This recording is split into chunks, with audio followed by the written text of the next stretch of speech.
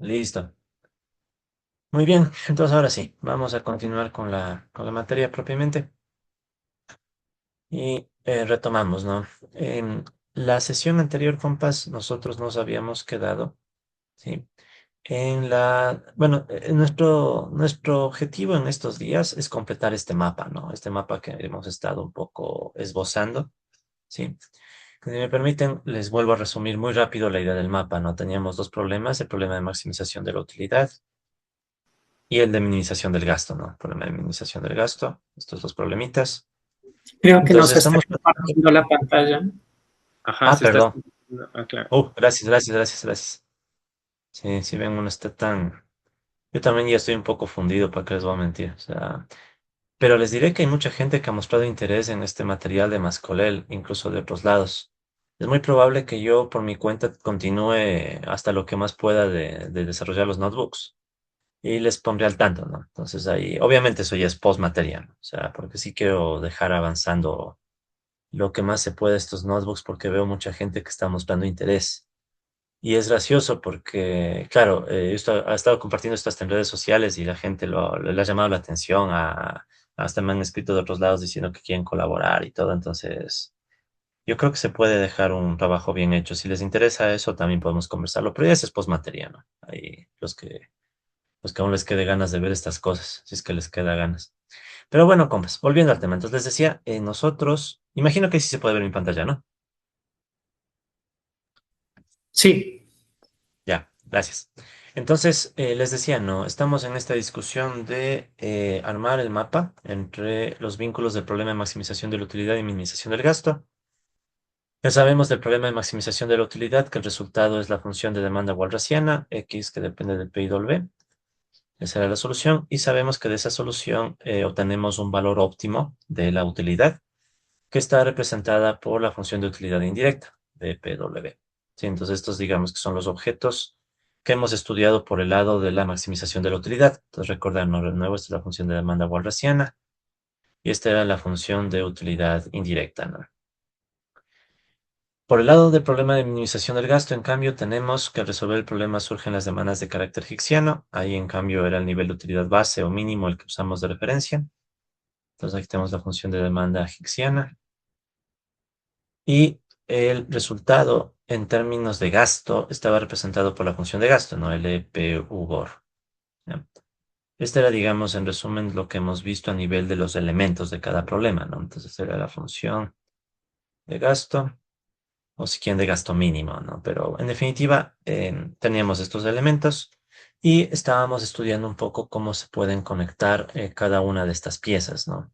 Recordando para empezar que el uno es el problema dual del otro. ¿Sí? Entonces aquí surgía la dualidad. Es decir, en el punto óptimo, ambos problemas tienen la misma solución. ¿Sí? Entonces, a partir de eso, habíamos estado nosotros estudiando algunas conexiones. Una de esas conexiones venía de este lado, sí, esto ya lo vimos anteriormente, que si yo tomaba, por ejemplo, la función de utilidad indirecta y reemplazábamos la riqueza por el nivel de gasto óptimo, obteníamos como resultado la utilidad u gorro. Y por el otro lado, en cambio, si yo tomaba la función de gasto y reemplazaba en vez del nivel de utilidad u gorro la utilidad indirecta, obteníamos el nivel de riqueza W. Y entonces eran como unas primeras conexiones que venían de la dualidad, ¿no? El hecho de que la solución de ambos problemas es la misma. Entonces, en el óptimo, ¿qué sucede? En resumen, que el gasto óptimo debe coincidirme con la riqueza, ¿verdad? Y que la utilidad máxima debe coincidirme con la utilidad objetivo. Sí, entonces era la una conexión. Y la otra conexión que nosotros vimos en clases pasadas venía por el lado de la demanda, ¿no? Entonces, por ejemplo, si yo tomaba la demanda walrasiana y reemplazábamos la riqueza por el gasto óptimo, ¿verdad?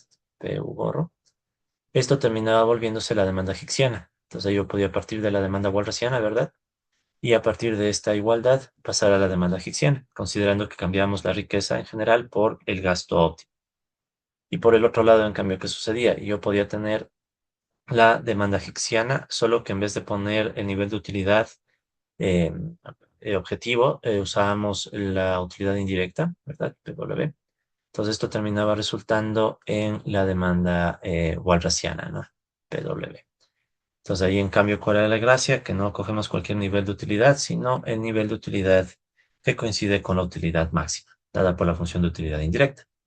Sí, entonces aquí tal vez recordar un poco solamente que este BPW venía de hacer el nivel de utilidad en el valor óptimo estrella walrasiano, y en cambio el EPU gorro venía de, sí, o sea, este E que depende de PU gorro, venía de hacer el producto punto entre P punto X óptimo desde el enfoque higgsиano, que era lo mismo que hacer P punto las demandas higgsиanas en PU gorro. Ok, entonces esas son las conexiones que ya habíamos conversado y surgieron unas adicionales. ¿Cuáles son las adicionales que surgieron? Vimos que surgió una conexión desde la función de gasto hasta la función de demanda higgsиana, la que venía por acá, que esta era una pieza clave para obtener algunos resultados posteriores, que le habíamos llamado el lema de Shepard. ¿Ya? Lema de Shepard. Pues, ¿qué decía este lema de Shepard? Decía que yo puedo tomar la función de gasto, LPU gorro, y si le sacábamos el gradiente con respecto a los precios, ¿sí? O sea, la derivada con respecto a los precios de esta función de gasto, como hay varios precios, me queda entonces un vector gradiente, y eso iba a coincidir con el vector de demandas higgsиanas, el HPU gorro. ¿Ya? Evidentemente yo ya no voy a volver a demostrar eso, ya demostramos la clase pasada, o hace dos clases, ya no me acuerdo bien, pero lo importante es entender la conexión, ¿no? Entonces surge esta conexión, recordando que es sobre todo gracias a algunos resultados, ¿no? Para llegar a este lema de Shepard, les recuerdo, ¿dónde estaba esa demostración? Creo que estaba por acá, ¿ya? Pues aquí estaba, por ejemplo, la demostración del lema de Shepard. Quiero solo el resumen. Nosotros hicimos al final un resumen. Un segundito. Oh, estas pizarras se ven tremendas, ¿no? Cualquiera diría que hemos trabajado con, pues a ver, entonces, aquí, entonces este era el resumen, ¿no? Básicamente para hacer la demostración del lema de Shepard, que teníamos que considerar la definición del gasto, ¿sí? La condición de primer orden del problema de minimización del gasto y la restricción del problema de minimización del gasto. Entonces combinábamos esto, hacíamos las derivadas del caso y al final nos quedaba el lema de Shepard, ¿ya? Entonces, em, por ejemplo, ¿no? Para efectos de evaluación, yo no les pido la demostración, pero ¿qué podría pedirles? Para demostrar el lema de Shepard, ¿qué elementos se combinan? A, B, C y D. Entonces pongo una opción múltiple y ustedes deberían escoger cuáles son los elementos que se usaron para hacer la demostración. Eso, por ejemplo, ¿no? O sea, entender el proceso, ¿sí? Por ejemplo, ¿no? Si les pusiera en el lema de Shepard, para demostrar el lema de Shepard se utilizó la ley de Walras. Es más que falso, en ningún rato mantimos ley de Walras. Entonces, ese tipo de cosas más bien, o sea, entender el proceso, ¿no? O sea, qué supuestos implican qué resultados ayudan a obtener esto, cosas de ese estilo, ¿no? Pero bueno, volviendo al tema. Entonces, obtuvimos este primer resultado, que era el lema de Shepard, y luego obtuvimos otro resultado que conectaba directamente, otra vez a las dos demandas, pero a través de la ecuación de Slatsky, ¿sí? Entonces, este era otro resultado clave, la ecuación de Slatsky.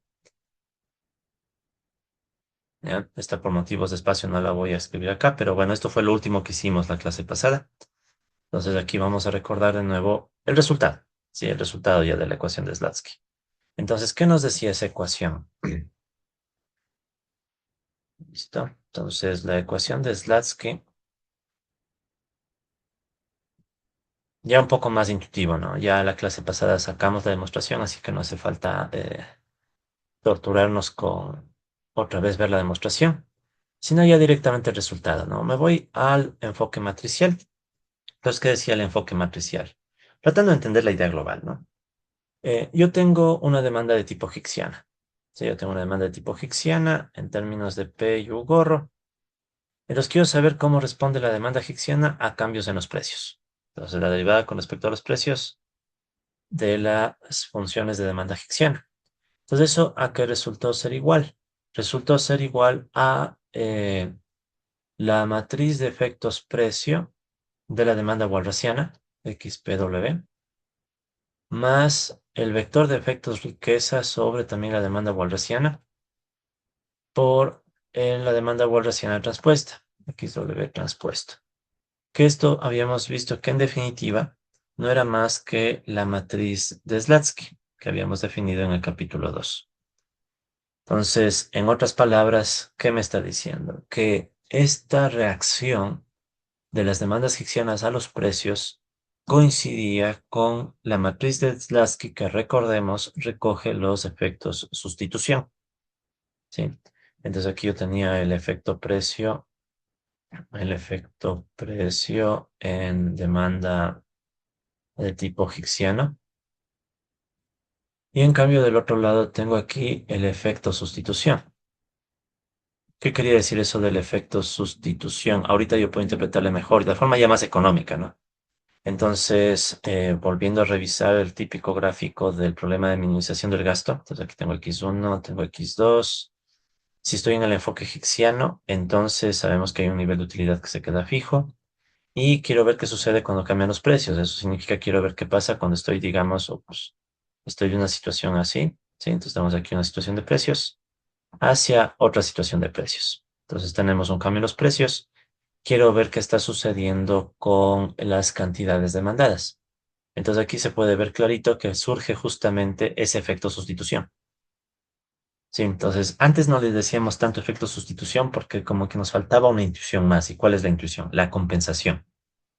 Entonces aquí podemos ver justo la idea de la compensación a la Higgs, que ya conversamos un poco de eso, ¿no? En definitiva, le estamos dando, o sea, estamos asumiendo que se le da al consumidor una compensación en la riqueza ante un cambio en precios para que la utilidad se quede constante. Entonces aquí es clarísimo que, por ejemplo, ¿no? Si sube el precio del bien 2, digamos, eso significa que va a disminuir la capacidad de compra del bien 2, ¿verdad? Y aumenta la demanda del bien 1. Entonces aquí surge justamente ese efecto sustitución. Entonces vamos bajando del X2, ¿verdad? Y vamos subiendo en el X1, manteniendo el nivel de utilidad constante. Entonces, ¿qué es lo que me está diciendo? Que esto que está sucediendo en el mundo hicksiano, si quieren, resultó ser nada más y nada menos que la combinación del efecto precios walrasiano y el efecto riqueza walrasiano. ¿Sí? Entonces recordemos nosotros que eso significaba cada uno de estos elementos, ¿no? Entonces esto de aquí era el efecto precio, pero en el mundo walrasiano. Y este de acá, en cambio, recogía el efecto riqueza igualmente en el mundo walrasiano. Entonces, ese es el resultado que nosotros, con el que cerramos la clase anterior, que nos está mostrando que hay estas conexiones, ¿no? A su vez, también nosotros, por el lema de Shepard, habíamos visto que esta matriz, que está acá, ¿verdad? Esta matriz de efectos precio en el mundo hicksiano, en definitiva, era como sacarle la matriz hessiana a la función de gasto. O sea, la matriz de segundas derivadas de la función de gasto. Y como nosotros sabíamos que la función de gasto era cóncava, entonces, ¿qué resultaba ser? Que esta matriz tenía que ser semidefinida negativa. Pero si esta es semidefinida negativa, obviamente esta también es semidefinida negativa. A su vez, esta matriz tiene que ser simétrica, entonces esta también va a ser simétrica. Y eso se trasladaba entonces a la matriz de Zlatsky. Entonces la matriz de Zlatsky debía ser semidefinida negativa, también tenía que ser simétrica. Y de hecho también por ahí demostramos la propiedad de que si yo tomaba esta matriz y le multiplicaba de PHPU gorro por los precios, esto se anulaba. Entonces lo mismo pasaba con la matriz de Zlatsky, ¿no? Es el PW multiplicado por los precios igual a cero, que es una forma de decir que las filas o las columnas de esta matriz no son linealmente independientes. Y más importante aún, entonces, por todo esto, sobre todo por lo de semidefinida negativa aquí y acá, yo sé que se está cumpliendo, se cumple la ley de la demanda compensada. La ley de la demanda compensada. Entonces, ¿qué queríamos decir con eso de la ley de demanda compensada? Que en el mundo hicksiano, ¿no? Que si hay un cambio de precios y hacemos el producto a punto por el cambio en las demandas hicksianas, esto tenía que ser menor o igual a cero, indicándome que en definitiva, si un vector se está moviendo en una dirección, digamos que este es el de H, el de los precios se está moviendo en otra dirección. Entonces, esta era la ley de la demanda compensada, pero en el mundo hicksiano. Antes habíamos visto la ley de la demanda compensada en el mundo de compensación al Slatsky, que ese en cambio era con compensación de riqueza, ¿no? Este es en cambio compensación para que compensación no de riqueza, perdón, compensación para que se quede constante el poder de compra. Eso era en Slatsky. En cambio, en Higgs es compensación de la riqueza para que se mantenga constante la utilidad. ¿Ya? Entonces, esto resume, digamos, a nivel mapeo lo que nosotros hemos visto hasta ahora. ¿sí? Entonces eso también resume un poco lo que está aquí en los apuntes. John, ¿te puedo hacer una pregunta aquí en lo que estabas mostrando Tango, por antes? favor. del Sí, resumen? sí, claro. Eh, o sea, en la ecuación o sea, ahí arriba, de que es por un lado de Slatsky, por el otro lado es simplemente, bueno, si quieres sustituir algo, deberías tener dos diferentes X, ¿no? O sea, tienes como el X que es el X hixiano y el Walrasiano, pero Ujú. es solo una forma general de escribirlo. O sea, podrías decir que, por ejemplo, en la multiplicación, ahí a la derecha tienes que tener, o sea, un X que es prácticamente otro, o sea, ¿cómo se dice? Algo que está dentro de tu canasta que sustituyes por otra cosa que está dentro de la canasta. O me hago explicar, no sé. Ya. O sea, Eh, si ujú. entiendo bien, prácticamente tú puedes decir el precio de no sé qué subió y por eso ya no puedes comprar algo, o sea, suficiente de eso, entonces lo tienes que de alguna forma sustituir. Y entonces, pero ¿cuál es el X que sustituyes por cuál X? O sea, no debería Ah, ser como XL, XK o no sé qué. O sea, eso es acá, como claro. un poco. Ya, ya, ya. Creo que eso lo podemos responder viendo la misma ecuación, pero por mercancías individuales, ¿no? Porque claro, aquí está hecha la demostración y la expresión en forma matricial. ¿Cómo se ve esto a nivel de mercancías individuales, digamos, ¿no? Entonces podemos hacer eso diciendo que esta sería la derivada de H con respecto a una mercancía L, digamos, ¿no? Entonces, esta sería una componente de esta matriz, ¿no? O sea, esta matriz que está acá tiene varios componentes, entonces una componente sería esta derivada. O sea, ¿cómo reacciona? ¿Qué estoy escribiendo, Dios? A ver, ¿cómo reacciona la mercancía L ante un cambio de precios, digamos, en K? De hecho, esto que voy a escribir también está aquí, ¿no? O sea, eso está aquí escrito en forma de mercancía individual. Entonces, básicamente, ¿qué me está diciendo esto? Primero escribamos, transcribamos tal cual la misma ecuación de Slatsky, ¿no? Entonces tenemos aquí la derivada de x en L con respecto a P sub K, más la parcial de XL con respecto a W por XK. En definitiva es eso, la ecuación, ¿no? O sea, eso es lo que ustedes van a ver que está acá. Estoy quitando las dependencias. Pero en definitiva es eso, ¿no? Entonces esto es para todo L, K. Ya, entonces, en primera instancia, ¿qué me está diciendo esto, no? Por sí mismo, a mí me gusta esta interpretación general porque es intuitiva, ¿no? O sea, me está diciendo qué efectos se mueven, pero ahora digamos que quiero en concreto ver qué pasa con una determinada mercancía. Entonces, por ejemplo, ¿no? Yo puedo despejar esta derivada, la derivada de XL con respecto a P sub K. ¿Por qué me interesaría eso? Porque yo puedo ahí ver cómo reacciona la demanda walrasiana de una mercancía cuando cambia un precio, la walrasiana. Tomen en cuenta que la walrasiana es la más fácil de observar. ¿Por qué sería la más fácil de observar? Porque la walrasiana depende de precios y riqueza. En principio, yo hasta podría ser un modelo econométrico para encontrar eso más rápido que la hixiana, que depende de este nivel de utilidad, ¿no? Que se puede estandarizar, pero no es tan inmediato, ¿no? Entonces, si yo despejo esto, ¿qué me está diciendo? Entonces, eso sería igual. Tenemos aquí el DHL con respecto a P sub K, y esto que está sumando pasa a restar, menos DXL con respecto a W punto XK. Ya, entonces ahora yo podría tomar esta ecuación para hacerle todavía más interpretable al caso particular cuando decimos que L es igual a K, o sea, cuando el precio que se mueve es del propio bien. ¿Sí? O sea, en pocas palabras, quiero saber qué pasa con la mercancía L cuando cambia el precio de esa misma mercancía.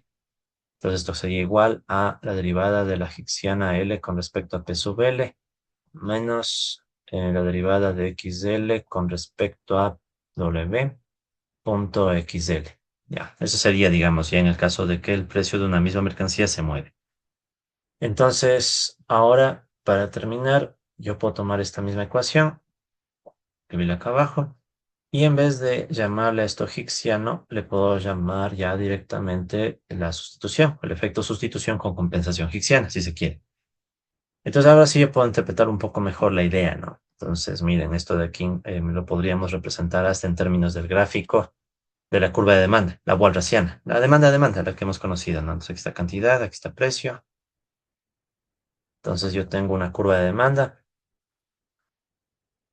ya, la curva de demanda. Entonces, esta derivada me está dando es la pendiente de esta curva de demanda, en definitiva. ¿Ya? Entonces, ¿qué me está diciendo? Que tengo esta pendiente de la curva de la demanda que me dice cómo reacciona el precio cuando cambia, cómo reacciona, perdón, la cantidad cuando cambia el precio. Y dice que, ok, digamos que tengo un movimiento, ¿no? Quiero un determinado punto, este punto, digamos.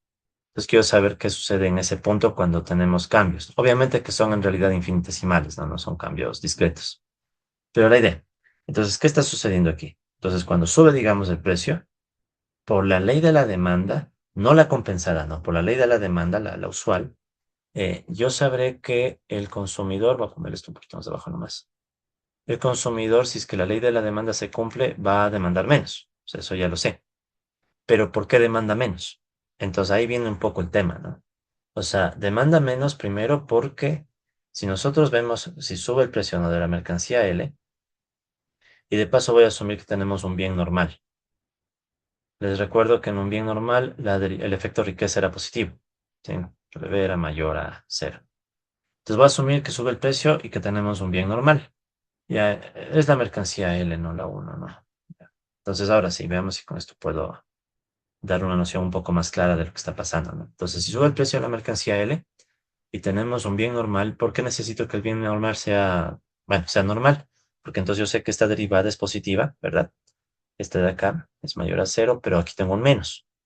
Entonces, ¿qué va a pasar? Que esta derivada de aquí es positiva, pero aquí parece un menos. Entonces, ¿qué sucede? Que si sube el precio de la mercancía que estamos analizando primerito, va a haber un efecto de pérdida de poder de compra, que eso estaría asociado al tema de este efecto riqueza, ¿no? Entonces, este efecto riqueza me estaría diciendo, en definitiva, que em, estoy perdiendo riqueza, si quieren, véanlo así, ¿ya? Porque aquí pueden ver que está el menos, ¿no? Entonces, si es que hago esta derivada, el efecto riqueza va a ser negativo, o bueno, tiene un efecto negativo en esta derivada. Y en cambio, el otro es el efecto sustitución. Entonces tenemos esto, ¿no? Aquí estoy viendo ya el efecto precio, pero ya en la Walrasiana, o sea, estoy viendo esta pendiente, ¿no? Entonces estoy viendo esta pendiente. Entonces tengo por aquí el efecto riqueza, que ese es general, ¿no? O sea, esto sí es un bien normal, básicamente, que me dice, ok, si sube el precio de la mercancía, entonces hay una presión a bajar la demanda debido a que, en términos reales, si se quiere, no tengo menos riqueza, de forma intuitiva, ¿no? Pero al mismo tiempo, ¿qué sucede? Tengo también el efecto sustitución, que es el que estaría calado.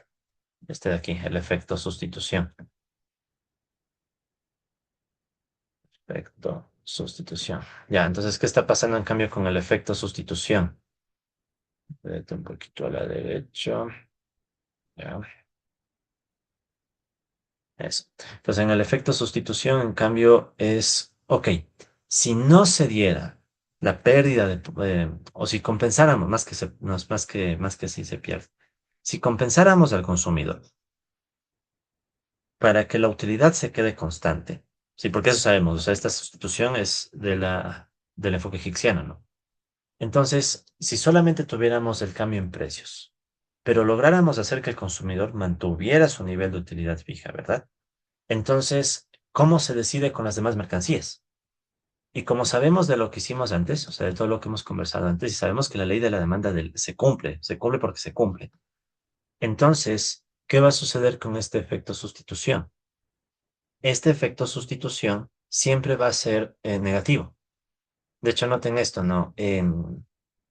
Como yo sé que esta matriz es semidefinida negativa, ¿sí? Eso lo puedo escribir acá abajo, ¿no? O sea, recordemos que esta matriz, la de PHPL, perdón, Hugo, que era lo mismo que la matriz de Slatsky, habíamos dicho que es semidefinida negativa. Una propiedad de las semidefinidas negativas es que todos los elementos de la diagonal son menores o iguales a cero.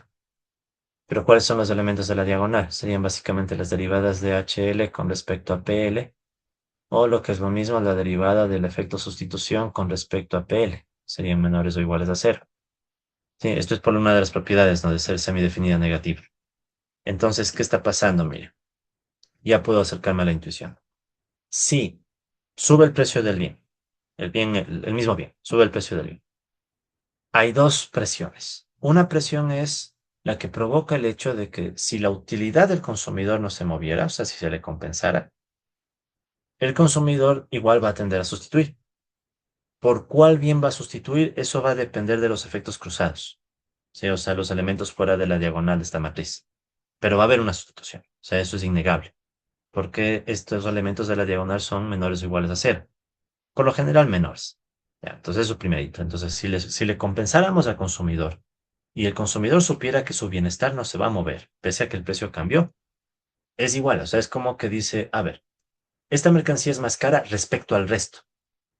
Como sé que esta mercancía es más cara respecto al resto, yo veré qué combinación del resto hago para sustituirla, porque no siento que ese precio más alto corresponde con mi valoración subjetiva, que era un poco lo que conversábamos antes en el problema de maximización de la utilidad, ¿no?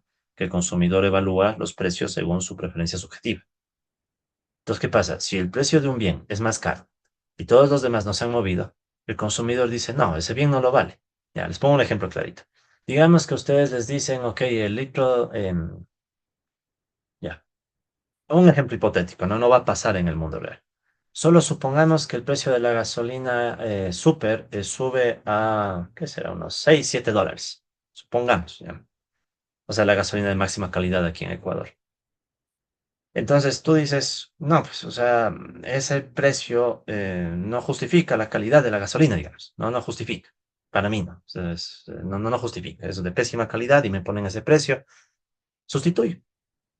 Incluso si mi bienestar no se moviera. Simplemente yo digo, tengo una aversión a que me pongan ese precio para un producto que no corresponde. Entonces, ¿qué pasa? Hago el efecto sustitución. En cambio, el efecto riqueza, ¿qué me diría? Ya, hice ese ajuste, pero ahora caigo en cuenta que aparte de todo, como esa mercancía va a ser más cara, se me va a caer el poder de compra.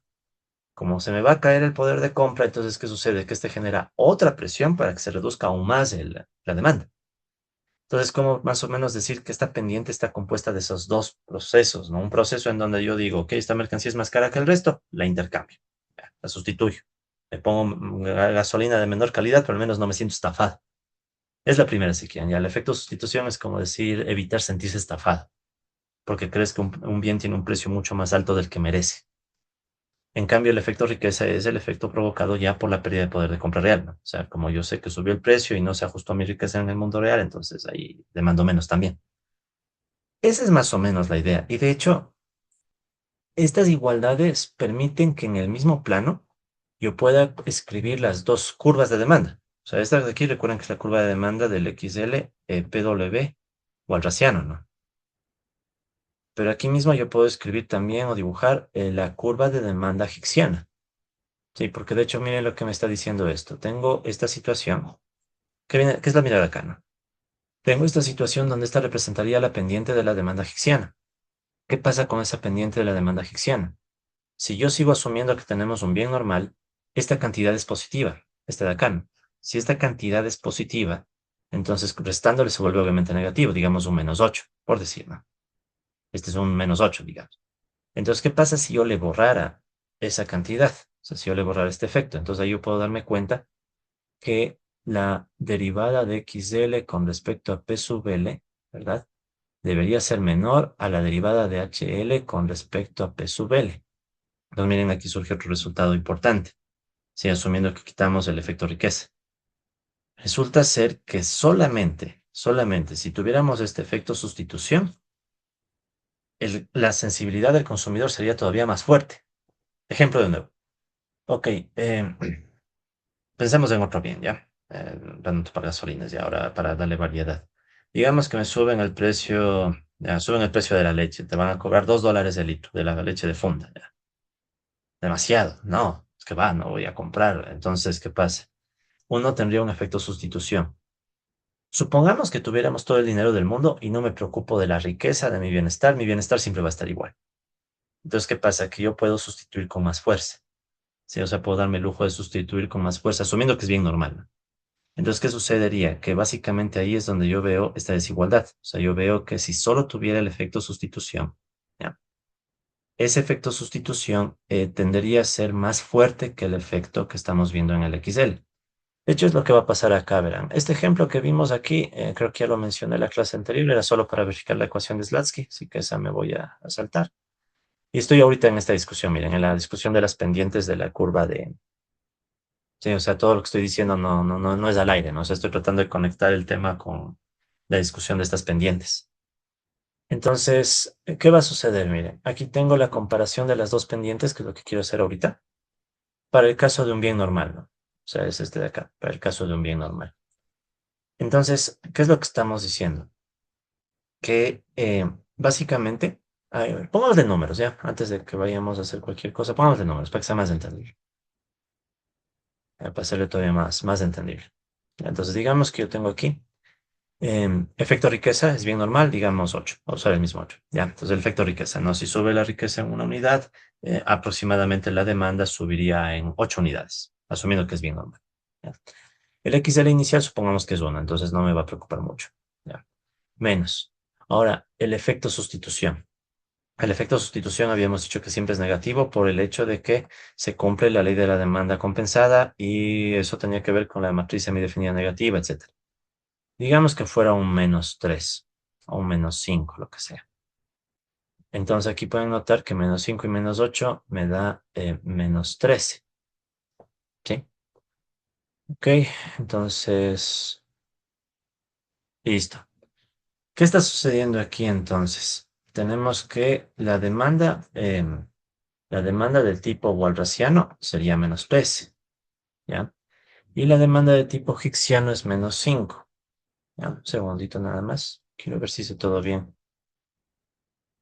A ver, -5 más... Un segundito nada más. Si estoy aquí haciendo bien los despejes, ¿no? Sí, creo. Sí, de aquí despejé el de acá. Sí, este de aquí le mandé a restar. Estamos bien. Ya. Sí, no, sí creo que está todo bien. Ya. Entonces decimos -5, -8. El efecto riqueza es bien normal, es positivo. El efecto sustitución tiene que ser negativo. -5, -8, -13. Ya. A ver, un segundito, porque algo no me está gustando de cómo me está quedando las gráficas. Un segundo nomás. Yo también estoy un poco fundido. A ver, un segundito nomás. Capaz que esto lo borro del video. Disculpen un segundo nomás. Sí, ¿qué estoy haciendo? A ver, tengo la demanda XL, esa ya sacamos. Quiero ver la higksiana. La higksiana me debe dar con una pendiente más fuerte. Sí, porque es lo que estamos viendo acá, ¿no? La higksiana tiene que darme con una pendiente más fuerte. Una pendiente más fuerte. Aquí, ¿qué pasó? Me está dando -5 versus -13. Ya, entonces algo está raro. Un segundo, compas. No sé por qué me dio un lapsus. Ya, un segundito nomás en esto. Sí, hice bien todo. Ya estábamos aquí, estábamos acá, listo. Hicimos esto, eso estaba bien, eso estaba bien. Este efecto de sustitución tiene que ser obligatoriamente negativo. Ya, si este es negativo, -3, el efecto riqueza. A ver, un segundo, va a partir de acá ya. Un segundo, compas, no me demoro, solo quiero dejar esto bien claro, y para mí mismo incluso. Digamos que esto fuera -3, este de aquí es de efecto riqueza. Ya, entonces ante un de precios. La higksiana dice -5. Efecto sustitución es negativo. El efecto precio. O sea, verán, lo que tiene que pasarme es esto, ¿no? O sea, la demanda higksiana. No, está pendiente que me estorba. La higksiana debería ser así. O sea, esto es lo que se supone. A ver, queda. Ya. Entonces, esa debería ser la demanda higksiana. Sí. O sea, se supone que si uno no toma en cuenta el efecto riqueza, el efecto sustitución debería ser más fuerte. Ya, entonces lo único que sé es que el ejemplo que escogí, los números no me están cuadrando, eso nada más es. Eso quiero saber por qué. A ver, entonces la demanda higksiana es... Suena estúpido, pero voy a volver a despejar la demanda higksiana, ¿ya? Entonces la demanda higksiana con respecto a P sub L igual, derivada de XL con respecto a P sub L más derivada de XL con respecto a W punto XL, ¿ya? A ver, entonces si esto es negativo y esto es positivo, no, pues esto es negativo y esto es positivo, bien normal, se supone. Negativo y positivo, esto también me da negativo, pero menos fuerte. Una mayor pendiente. Ya, un segundito, déjenme ver. A ver, voy a leer esto un poco ya porque me estoy, creo que tanta demanda egipciana a mí más ya me está dejando mal. Un segundo, avancemos ya. A ver, quiero avanzar con esta figura. Dice que la función de demanda walrasiana y la función de demanda egipciana, vamos a ver que se pueden igualar en un punto. Ya, eso puede suceder. Ese sería el punto óptimo en donde las dos coinciden. Ese sería el punto en donde las dos coinciden. Ya, eso no es problema. Dice, notemos que las dos funciones de demanda son iguales en los precios. Por su parte, la ecuación de Slutsky describe la relación entre las pendientes. Ya, eso estamos viendo acá, mire. Entonces estoy conectando pendiente de la Hixiana con pendiente de la Walrasiana. ¿Sí? Entonces eso es lo que estoy intentando hacer acá. Y hasta aquí estamos bien. Estoy conectando pendiente Walrasiana, pendiente Hixiana. Ya. Ok, por su parte la ecuación de Slutsky ya. Dice, en la figura 326 vemos que la pendiente de la curva de demanda walrasiana es menos negativa que la pendiente de la curva de demanda hixiana a ese precio. Veamos, esta es la parte que quiero explicar bien. Ya. Dice, revisando la ecuación de Slutsky. O sea, esta es la ecuación de Slutsky que estamos tratando de ver ahorita. Dice, notamos que esta situación sucede cuando L1 es un bien normal. Ya, dice, cuando PL crece por encima de PL, la riqueza del consumidor debe aumentar para mantener el mismo nivel de utilidad. Ya, debe aumentar. Por ende, si el bien L es normal, su demanda cae con más fuerza cuando no existe una compensación en su riqueza. Ya, cuando no existe una compensación en su riqueza. Ok, entonces cuando no existe una compensación en la riqueza, significaría que estamos en la Hixiana, digamos que la Hixiana fuera un -10. Ya. Ok, entonces -10 sería cuando tenemos una caída en la demanda sin compensación en la riqueza. Ya. Entonces, para que me salga ese -10 con una pendiente más fuerte que la otra, debería ser aquí un -5, digamos, vamos a -5. Y aquí deberíamos tener otra vez un -5. Ya, entonces, esta de acá es la que no me está cuadrando. Ya, ya, por acá está. Ya. A ver, esta situación sucede cuando el L1 es un bien normal. Ya, si es un bien normal, la derivada esta debería ser positiva, no negativa. Ya. Cuando PL crece por encima del P de referencia, la riqueza del consumidor debe aumentar para mantener el mismo nivel de utilidad. 5,5, ya eso está bien. Por ende, si L es un bien normal, su demanda cae con más fuerza. Cuando, o sea, esto es por intuición, es obvio. Cuando no hay compensación, cae la demanda. Cuando no existe una compensación en la riqueza. Ya, ahora la pregunta es, ¿cómo lo empato con los numeritos? Es lo único que me está fastidiando, los numeritos. ¿Por qué Menos está la 5. riqueza negativa? Ah, ya, el efecto riqueza, Ajá, porque está negativo. Buena pregunta. Sí, sí, debería ser positivo, ¿verdad? ajá. Ya, a ver, limpio. Ya, el efecto riqueza positivo, digamos un 5. Ya, listo. Si hay un efecto riqueza 5, eso significaría que la reacción del consumidor debe tomar en cuenta ese efecto riqueza. Ya sé con cuál, ya sé con cuál gráfica. Ya sé con cuál gráfica. Ya, disculpen el lapsus. Lo que pasa es que quiero verle todo en la misma gráfica. Es acá donde tenemos que ver. Aquí son, aquí es. Ya. La típica gráfica del pregrado. A ver, entonces aquí tengo el nivel de utilidad base y tengo una situación inicial. Ya. Algunos se han de acordar esta gráfica. Ya, disculpen el lapsus, ahora sí. Entonces vamos a hacerle paso a paso. Sube el precio del bien. Digamos que este es el bien 2. Entonces, ¿qué va a pasar? Primerito baja la restricción.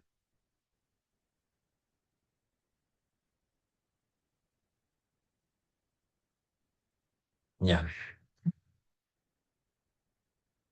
Claro, claro, es un tema de signos. Ya. Ok, entonces miren, vamos a hacerle así secuencial, ¿ya? Entonces, y de ahí volver a conectar con las derivadas, ya disculpen el lapsus. Entonces, sube el precio del bien 2. Sabemos que baja el poder adquisitivo, ¿ya? Entonces, si baja el poder adquisitivo, ¿verdad? Asumiendo que la riqueza aún no se ha movido, ¿no? Entonces, baja el poder adquisitivo, ¿qué va a suceder? Sucedería que el consumidor tiene que demandar menos. Estamos hablando del bien 2, entonces, ¿qué va a suceder? Que obviamente tiene que demandar menos del bien 2. Ya, estamos de acuerdo en eso, ¿no? Entonces, un alza en el precio del bien 2 va a implicar que cae la demanda del bien 2, la Walrasiana. Ya, ¿de acuerdo? Entonces, esa sería la primera situación. Es decir, eh, sin topar la riqueza 1, ¿verdad? Sin topar la riqueza 1. Entonces, esto sería como decir que la derivada de la Walrasiana, ¿verdad? Con respecto al precio 2 mismo, tiene que ser, como ven, si precio 2 sube, x2 baja, negativo. Ya, empecemos por ahí. Listo. Entonces, esto significa la primera derivada. Esta derivada que está acá. Luego viene el siguiente paso. De hecho, voy a poner en color azul. ¿Ya? El siguiente paso sería la compensación. ¿Ya? Entonces, miren, este sería como el efecto total. Ya veo que simplemente subió el precio, cayó y el consumidor demanda menos. Ahora viene el tema de la compensación. Si al consumidor se le compensara para que mantuviera el nivel de utilidad, ¿verdad? Entonces aquí tendríamos esta, que debería moverse, ¿verdad? Para que le compense, manteniendo el mismo nivel de utilidad. O sea, tendríamos que movernos de esta restricción a una más arriba, a ese punto. ¿Ya? Entonces, miren lo que estaría sucediendo aquí. De nuevo, ¿no? Esta es otra situación, ¿no? Este, si quieren, el de acá abajo sería el mundo walrasiano. Voy, caigo y se acabó. Esa es la primera derivada. Si quieren, este lo voy a llamar A. Sería el efecto A. En cambio, podemos ver otra que sería el efecto B. ¿Ya? En el efecto B, ¿qué está sucediendo? Ahí, en cambio, estoy compensando para mantener la riqueza constante. Entonces, en ese caso, yo tengo la demanda de tipo hicksiana con respecto a P sub 2, que también va a ser negativa, porque me estoy dando la sustitución y va bajando. ¿Sí? Entonces, ¿qué pasa? Que la cantidad que yo demando del bien 2 baja, ¿verdad? Ya, entonces estamos ahí, bajo. Ya. Listo. Entonces, ¿cuál me está faltando? El efecto riqueza. Es el que me está faltando, el efecto riqueza, que es el C. Ya. Entonces, ¿qué puedo decir yo en el efecto riqueza? Miren, el efecto riqueza sería ese desplazamiento que sucede en la restricción. ¿Sí? Entonces, miren, este efecto de riqueza sería el efecto que sucede en la restricción. O sea, tuvimos la walrasiana y ahorita tengo el efecto riqueza que me estaría dando esta expansión. Chévere, ya. Entonces, esa expansión es la que hay que entenderle bien. O sea, ¿qué sucede en la expansión de la riqueza? Entonces, la expansión de la riqueza con respecto a la demanda de X, ¿verdad? Con respecto a P sub 2, 2. Ya, entonces, obviamente, a ver. Todo este sería el efecto C, si se quiere, ¿ya? Y ese sería el efecto positivo. Ya. Listo, entonces tengo estos tres efectos. Ya tengo el efecto precio. Entonces, ahora sí, este es el efecto precio. El efecto precio es el precio. Cambió el precio y boom, se cayó. El efecto precio total, si quieren, ¿no? El total, o sea, el Walrasiano. Tenemos el efecto de precio en la Hicksiana, que sería, en otras palabras, el efecto sustitución. ¿Sí? Sustitución, o entre paréntesis sería el efecto de precio en la versión de Higgs. ¿Ya? Que es este de acá. Listo. Y el efecto riqueza. Ya, entonces ahí estamos. Entonces ahora sí, compas, vuelvo a la ecuación de Slatsky, pero ya viendo el gráfico. Entonces ahí creo que ya se me pasa lo atufado. Entonces ahora sí, la ecuación de Slatsky. Entonces decíamos que por la ecuación de Slatsky, la derivada de H2 usemos con respecto a P sub 2 tiene que ser igual a la derivada de X2 con respecto a P sub 2 más la derivada de X2 con respecto a W por X2. Ya. Entonces esta sería la ecuación de Slatsky, ¿no? Pues ahora sí, vamos viendo, vamos empatando la ecuación de Slatsky con lo que está pasando en este gráfico. Este gráfico es el que me estaba como que faltando, ¿no? Entonces tenemos primero el efecto de un aumento de precios, ¿no? Entonces suben los precios. Entonces, ¿qué pasaría aquí? Al subir los precios, tenemos la caída primero de la demanda en general, ¿no? Del X2. Ya, caería la demanda X2. Listo. Luego tengo el efecto sustitución. A ver, ya, tranquilo. Aquí estamos, efecto precio, ¿no? Entonces estaría el efecto precio, que sería el A. Bien, entonces tengo esta caída. Tengo el efecto riqueza, que sería la compensación, que sería el efecto C. Y tengo la matriz, que tengo la de Slatsky, que sería el B. Ya. Ahí creo que está un poco mejor. Ya, entonces el B es el que está recogiéndome la sustitución por otros bienes. Ya, listo. Ok, compas, entonces ahora sí, hagamos un poco de sentido en todo este gráfico. Quiero ponerle numeritos a esto. ¿Qué numeritos puedo poner? Para entender las pendientes más que nada, ¿no? Entonces quiero entender cómo este gráfico me afecta al gráfico de curvas de demandas.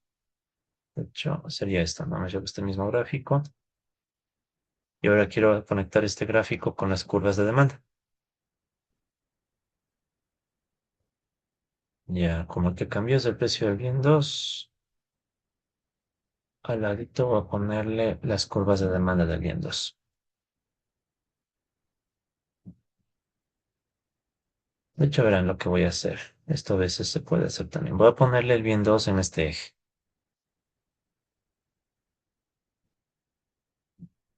Sí, lo que pasa es que es un tema de gráficos y la mala costumbre de los economistas de poner las gráficas viradas. Entonces, verán, ahí se va a entender mejor. Entonces, no se pierdan, ¿no? Tenemos esta situación. Creo que estaba clarita. Esta la hemos visto un montón de veces, ¿no? Subió el precio del bien 2. Esto cayó. Entonces, al momento que esto cayó, resulta ser que tenemos esta nueva situación que le hemos llamado A. Esa recoge el efecto total en los precios. La situación B, que en cambio recogía el caso hicksiano, si es que solamente tuviéramos movimiento de precios, pero manteniendo la utilidad constante. Y el C es el efecto riqueza, que sería la compensación como tal. ¿Ya? Entonces, quiero trasladar esta información a este gráfico, X2 versus precios. ¿Por qué le puse al X2 a este nivel? Para que las alturas coinciden. Entonces, yo puedo trasladar estos puntos. Sí, entonces, miren, por ejemplo, ¿no? Voy a llamarle a este primer punto el punto cero, el punto donde empezó todo. Este punto tiene este nivel de cantidad. ¿Ya? Entonces puedo hacerle una traslación para que quede en esta misma altura, el punto cero. Precios, digamos que hay un precio inicial, no sabemos cuál, digamos que es ese punto. Entonces ese sería el caso inicial, el punto cero. Luego vamos viendo los movimientos. ¿Qué pasó al momento que subió el precio del bien 2? Del punto cero, el original, me trasladé al punto A. En el punto A estoy, pero con un precio 2 más alto. Entonces yo puedo trasladar ese punto A más o menos, estaría por acá, digamos, pero tiene que ser un precio mayor al inicial. Entonces este de acá abajo sería como el precio 2 inicial. Entonces, ¿qué sucede? Que esto lo voy trasladando y lo muevo acá. Un precio más alto, porque subió el precio, ¿no? Entonces ese sería el punto A, si quiere. Ya. Entonces, miren, tengo el punto cero y el punto A. Cero y punto A. Puedo mandarme la curva de demanda Walrasiana.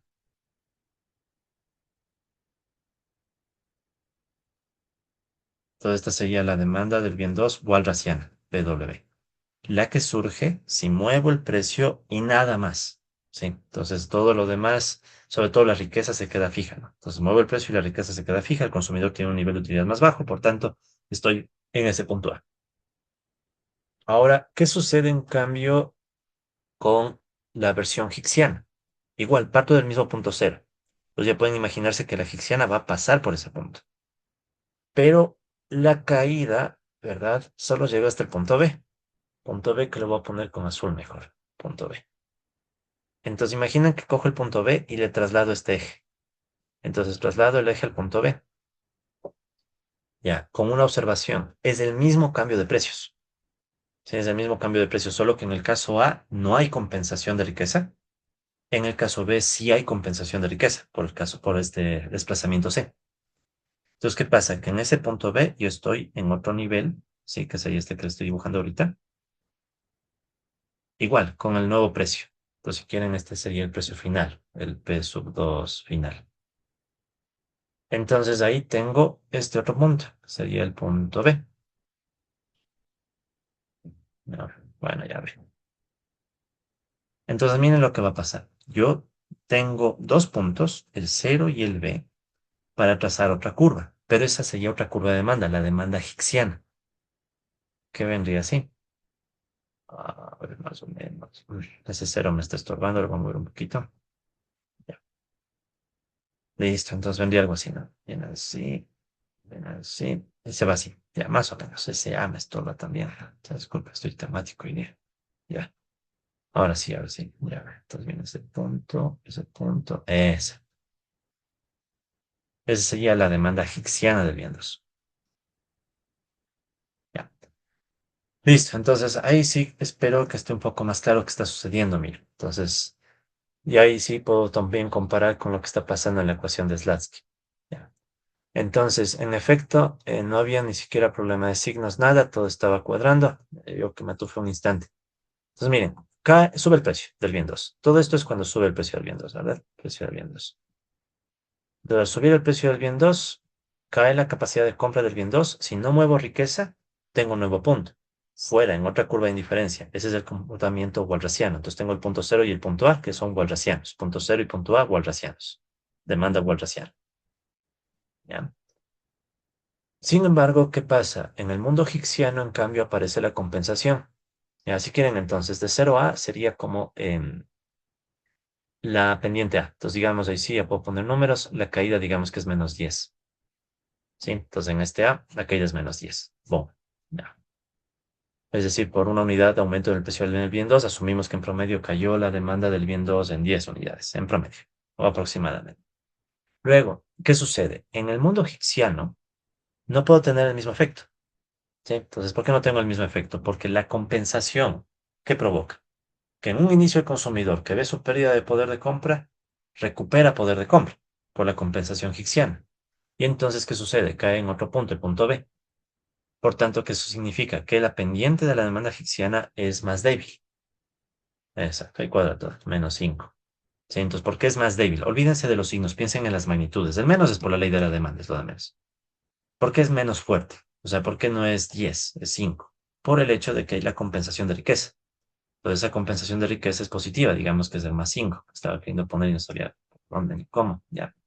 Entonces, ¿qué sucede? -10 sería esta caída, bien fuerte, toda esta caída. Pero resulta que aparece un +5 por compensación de la riqueza. Y eso hace que del punto cero pases al A y del A pases al B. Entonces, este desplazamiento del A al B es precisamente el efecto de la compensación hicksiana. Por último, este mismo gráfico, ¿sí? Bueno, antes que nada, no sé si esto ayudó a que quede un poco más clara la explicación de la ecuación de Slatsky, o si hay alguna duda ahí por ahí, tal vez. Este era el gráfico que estaba haciendo falta.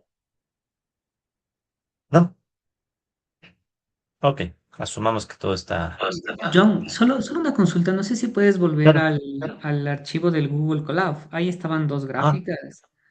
sí, con Solo era los para revisar ejes. los ejes. Ajá, para ver cómo están Exacto, cruzados los ejes. arriba, arriba, arriba. Ya, entonces, claro, lo que pasa es que aquí están los ejes versión Marshall. Ya. Claro, entonces eso hace pensar que están las pendientes al revés de la intuición, pero es solo porque Sí, están girados los ejes. sí, vean, hay traición el hecho de que como economistas acostumbramos a poner los ejes mal, ¿no? Porque están mal puestos, deberían tener el otro sentido. Dale, chévere, Porque, gracias, John. chévere, no, de hecho, verán, me llevo esta gráfica para que no haya ninguna duda, ¿sí?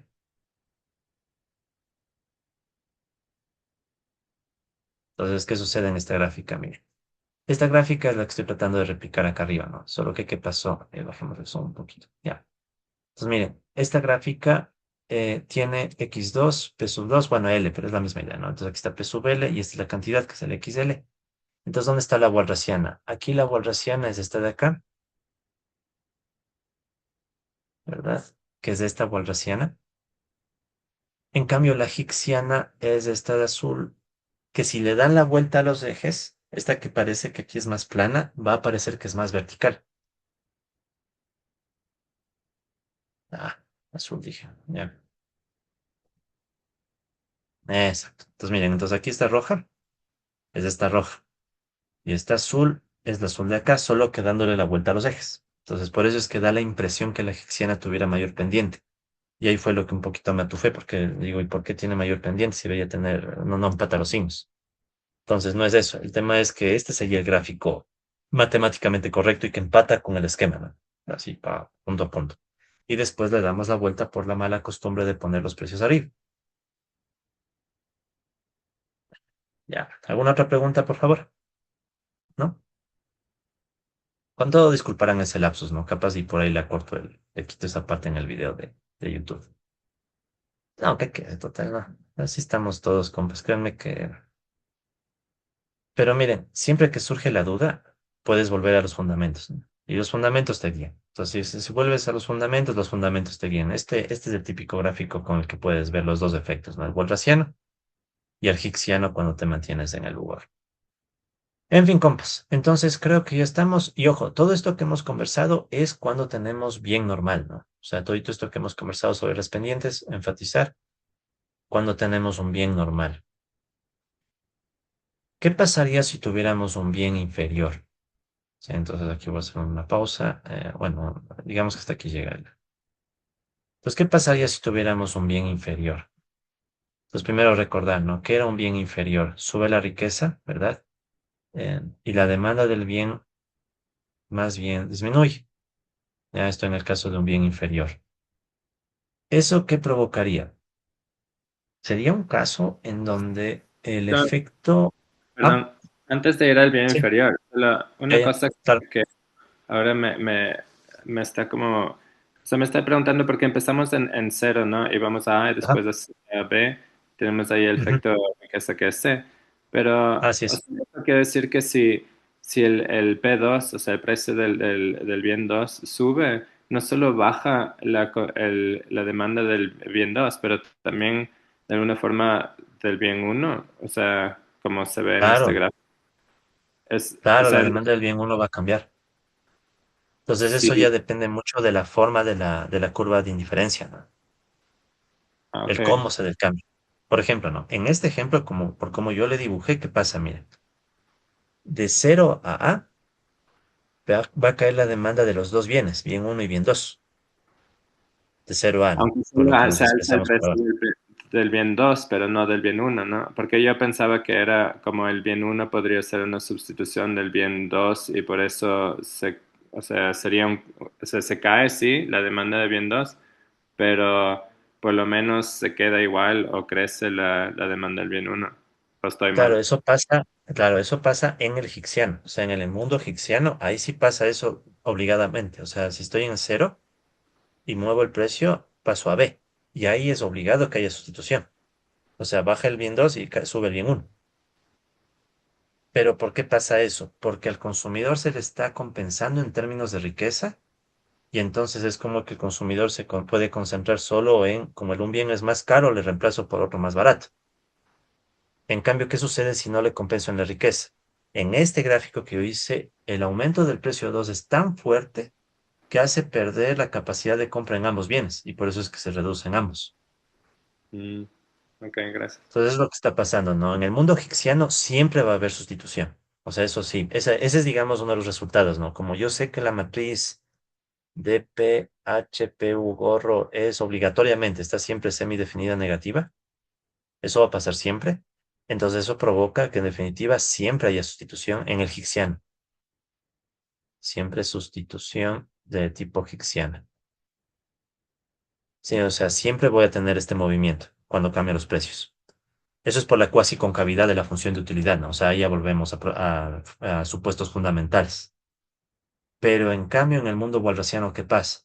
O sea, en el mundo real, ¿ya? En el mundo real, ¿qué pasa? Sube el precio, pero si el precio sube de forma tan fuerte, puede provocarme una pérdida de compra real y dejo de demandar de los dos bienes, pese a que yo quisiera sustituir. Entonces, eso es lo que está pasando, ¿no? Y por eso tenemos este gráfico en donde se ve que X1 y X2 caen al mismo tiempo, ¿no? Chévere. Vamos al caso del bien inferior. Eh, en el caso del bien inferior, ¿qué va a suceder? O sea, por ejemplo, yo quisiera ver este mismo gráfico en bien inferior. ¿Qué pasaría en bien inferior? Se supondría que si yo subo la riqueza, el consumidor va a demandar menos del bien inferior, por definición, ¿no? Entonces veamos cómo nos va. Esto también hay que tener cuidado con la curva de indiferencia que uno dibuja, ¿no?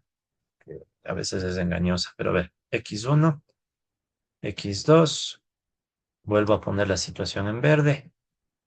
Ese sería el punto cero. Y aquí estaba el punto cero. Ya volvamos al punto cero.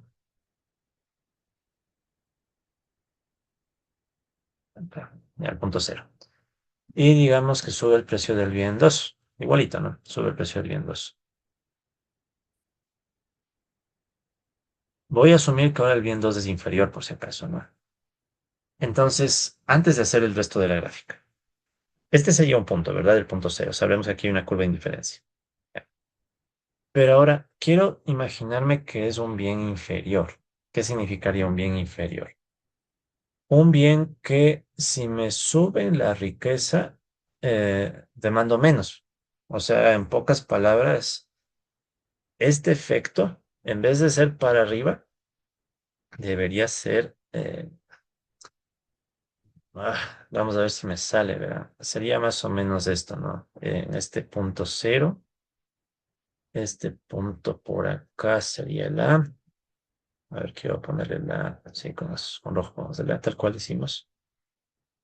Entonces, a ver, si quiero que me quede una cosa en donde si yo vuelvo, o sea, sería algo así, verán, sería como, o sea, tengo que volver a la curva de indiferencia, ¿no? Eso sí es un hecho.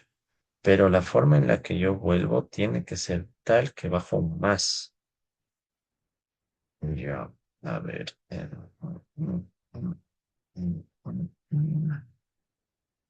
Ya creo que sería una curva así. Déjenme ver si me sale. Estoy exagerando solo para que se vea el efecto, ¿no? Entonces, ¿qué sucedería? Si yo le paso a esta curva la paralela, digamos, ¿ya? El consumidor baja su consumo, ¿verdad? Del bien 2. Eso es obvio porque subió el precio. Ya es el punto A, digamos. Punto A. Ya le completo el resto de la curva, pero bueno, punto A. Luego le compenso al consumidor, ¿ya? Compenso. Pero resulta que la compensación, pese a que es compensación, ¿no? Pese a que le compenso, noten dónde cae el otro punto. El punto que le hemos llamado B. Eso. Entonces, ahora sí le voy a completar la curva, pero con un color más suave, el rojo. Este de acá. Uf. Está un poquito forzado, ¿no? Pero más o menos para que se entienda la idea. Entonces, ¿qué es lo que está pasando? Mire, este sería el caso de un bien inferior. Tengo el punto inicial de nuevo. Sube el precio, baja la demanda, ya, de los dos bienes. Luego, si le compenso con riqueza al consumidor, por la forma de la curva de indiferencia, resulta ser que en el punto B demanda incluso menos que en el A. Sí, o sea, ¿qué sucedió? O sea, que aquí en este caso muy particular, al compensarle por la riqueza perdida, el consumidor aprovecha esa riqueza no para comprar un poco más del bien inferior, sino que más bien se lanza y se compra más del otro bien. Sí, entonces es como quien dice, el bien es inferior y si le das una compensación, el consumidor aprovecha la compensación más bien para lanzarse y comprar más del bien que no es inferior. Entonces, por eso es que si ustedes se fijan, la altura del punto B es más baja que la del punto A. Cosa que no sucedía aquí, ¿no? Aquí era bastante claro que el B quedaba más alto, pero a veces puede quedar más bajo. Todo depende ya de la forma de la curva de indiferencia. Entonces, ¿cómo quedaría en este caso el gráfico, el otro que hicimos, ¿no? El gráfico de las curvas de demanda, ¿no? Entonces, aquí estaría para abajo. Aquí X1. No, estamos con el bien 2. Bien 2. A ver, X2. Voy a ponerle mejor como hicimos arriba, ya para que empate bien. Y al final le comparamos con los apuntes. P sub 2. Ya. Entonces, ¿qué sucede? Miren, en este caso tendríamos los puntos cero de nuevo, ¿verdad? El punto cero.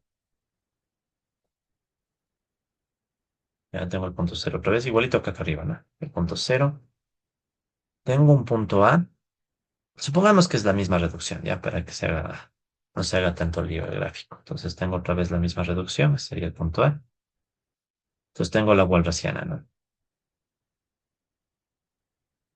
X2PW. Ya. ¿Y qué va a suceder con el punto B? Resulta ser que el punto B va a quedar más abajo del punto A. Bajemos esto un poco. Ya. Pues miren lo que pasaba antes, ¿no? Antes el punto B quedaba por encima del punto A. Se ve, no está por encima. En cambio, cuando tengo un bien inferior, ¿qué va a pasar? El punto B va a quedar por debajo del punto A. O sea, el punto B queda por acá abajo, a la misma nivel de precios, ¿no? Entonces aquí tendríamos el punto B. Pues ahora la compensación de riqueza hace que tengamos este movimiento. El consumidor aprovecha la compensación no para comprar más del bien inferior, sino para comprar más del otro bien. Y entonces la Hixiana tiene una pendiente más pronunciada en este caso, algo así. Entonces esa sería la Hixiana del caso que estamos dibujando. Aquí cometí un pequeño error, es Ubor. Eso sería compas, entonces en el caso del bien inferior. Toca forzarle un poquito la curva de indiferencia, pero sale, ¿no? Entonces esa es la situación. La compensación entonces que está provocando. El consumidor compra menos aún del bien 2 y compra más del bien uno. Si quieren, ¿no? Al ser bien inferior, es como que esa compensación de riqueza acentúa todavía más el deseo de sustituir el bien. Ejemplo, ¿ya? Digamos que estás en una situación precaria, no te ha ido bien en la vida y te estás alimentando a punte, qué sé yo, brócoli. ¿Ya? Digamos que no les gusta el brócoli. Supongamos, ¿ya? No te gusta el brócoli. Odio el brócoli. Supongamos, ¿no? A mí no, yo no odio, pero supongamos, ¿ya? Sube el precio del brócoli. O sea, encima que no te gusta, sube el precio. Si no te compensan, obvio, dejas de demandar todo. Eso te subió el precio de todito, subió el precio del brócoli, demando menos brócoli, como no me alcanza la plata. Después llega alguien y te dice, oye, pero te voy a compensar para que tu bienestar vuelva a ser como antes. Llega el gobierno, digamos. Te dan nueva plata. Ah, tengo plata nueva. Chévere, me están compensando. Con esa plata voy a comprar el brócoli que ni me gusta y ya le compré porque no había más.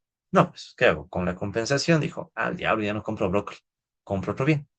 Ese sería el caso de un bien inferior y de este efecto compensación. O sea, que llega la plata y con la plata que dices, no, ni más brócoli, compro otra cosa. Ese sería un ejemplo, ¿no? Entonces ahí donde la compensación acentúa todavía más esta sustitución de bienes, ¿no? Y si le ven la gráfica en los apuntes, lo que van a ver es que ahí están cambiadas las dos curvas. Sí, no creo que haga falta volver a resaltar eso, pero bueno. Ese y entonces compara, o bueno, pongámosle, ya de una vez hagamos el trabajo completo. A ver, nos llevo esto. Entonces, para el caso del bien inferior,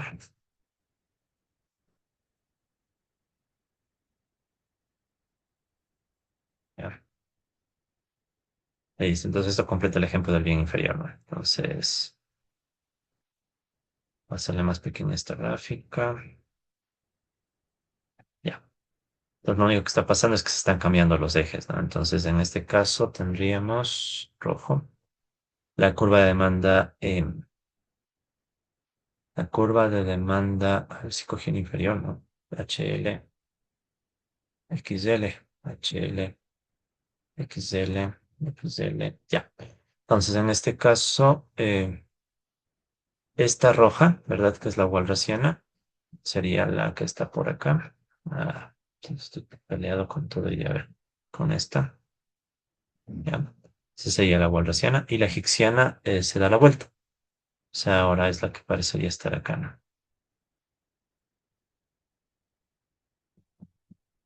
Sí, entonces como estoy virando los ejes, entonces parecería que la... Se cambia el orden, ¿no? Entonces esta roja sería esta de acá y la egipciana sería esta. Pero es por lo que se cambian los ejes. De los que está abajo sube. Esa sería entonces la idea, compas. Para eso me sirve en resumen la ecuación de Slatsky. Mire, con la ecuación de Slatsky sé que lo que estoy haciendo aquí con grafiquitos está sustentado. O sea, realmente hay ese vínculo entre demanda egipciana y walrasiana. Y de aquí en adelante vamos a asumir siempre bien normal, ¿no? O sea, no nos vamos a meter mucho con el bien inferior porque como vieron, toca forzarle un poquito el ejemplo, ¿no? Para que salgan las gráficas. Entonces nos vamos a concentrar en el bien normal. Listo. No sé si hay alguna otra pregunta sobre esto, por favor. De todas formas, ahí también están algunas observaciones que le pueden leer. Vamos más bien al ejemplo. Sí, entonces ahora sí veamos un poquito ya aplicado. Vamos entonces al ejemplo 334. Aquí pueden ver que tengo las dos demandas, la demanda walrasiana y la demanda hicksiana. y quiero dibujar ambas. Entonces quiero dibujar ambas demandas. Entonces, ¿qué podemos hacer? Podemos hacer un gráfico, ¿verdad? Con las dos demandas. Obviamente que toca ver qué datos toca poner para hacer las gráficas. Pues, por ejemplo, ¿no? En la Walrasiana, los datos que yo necesito son alfa, beta, que representan las preferencias, alfa, beta, y W, que sería la riqueza. Entonces, ya ven, en el caso walrasiano se queda fija la riqueza. ¿Sí? En el caso higgsиano, en cambio, ¿qué necesito? Igual, alfa y beta, que son las preferencias, ¿verdad? Necesito fijar el nivel de utilidad, ¿sí? El UJAT, el objetivo, el nivel de utilidad objetivo, y necesito fijar el precio 2. Miren, este precio 2 no aparecía en la walrasiana. Esto ya depende mucho de la función de utilidad que estemos usando. En este caso, ¿qué está sucediendo? En el caso Cobb-Douglas, por ejemplo, que es el que está usándose aquí, el caso Cobb-Douglas, recuerden que era x1 al alfa, x2 a la beta, ¿ya? Cuando nosotros resolvimos el problema de maximización de la utilidad con Cobb-Douglas, nos quedó esta demanda. En esta demanda no aparece el precio del bien 2. Miren, el bien 1 depende solo del precio del bien 1. Viendo esto, uno diría, no, entonces lo que pasa con el bien 2 no está influyendo en el enfoque walrasiano. Puede pasar, ya depende de la forma de las funciones. En cambio, en el mundo higgsиano, sí tenemos P sub 2 y siempre va a estar el P sub 2. ¿Por qué? Por este efecto sustitución. Porque sabemos que en el mundo higgsиano la sustitución debe suceder siempre. Entonces, esa sustitución se puede ver aquí en este hecho de que aparezca el precio 2. Entonces, si ven que, por tanto, para hacer la gráfica de la higgsиana en este ejemplo, ahí sí debo darle un dato también al precio del bien 2, cosa que no pasaba en el caso walrasiano. Sí, entonces, estas sí son particularidades de cada ejemplo, ¿no? El caso es que ahí tienen las dos curvas. Entonces, tienen la curva walrasiana que está en rojo y tienen la higgsиana que está en azul, considerando que los ejes están cambiados, ¿no? Eso no olvidarse que los ejes están cambiados de como deberían ser. Esa es la versión estática y abajo les puse una versión dinámica. Entonces, en la versión dinámica, ¿qué quiero que se mueva?